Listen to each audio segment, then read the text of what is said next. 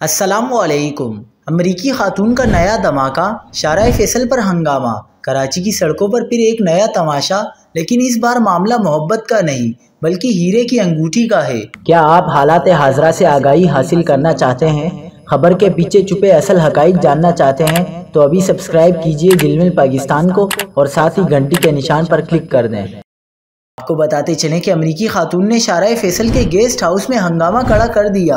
हीरे की अंगूठी गायब होने का दावा। कहानी कुछ यूं है कि अमरीकी खातून चीपा फाउंडेशन के साथ प्रेस कॉन्फ्रेंस करने के बाद सीधी शाराए फैसल पर वाक़ई एक गेस्ट हाउस पहुंच गई, लेकिन वहां जाकर दावा कर दिया कि उसकी कीमती हीरे की अंगूठी गुम हो गई थी।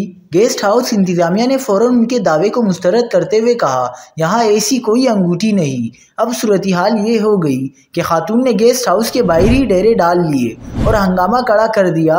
वो कह रही है कि मुझे $1 लाख दिए जाएं, मैं अपने शौहर के साथ दुबई जाना चाहती हूँ। लेकिन सवाल ये है कि निदाल अहमद कहाँ है, जिस नौजवान के लिए खातून हजारों मील का सफर तय करके कराची आई थी? वो आखिर गया कहाँ? क्या ये सब एक नया ड्रामा है? कहीं ये फिल्मी कहानी हकीकत में किसी और साजिश की तरफ तो इशारा नहीं कर रही?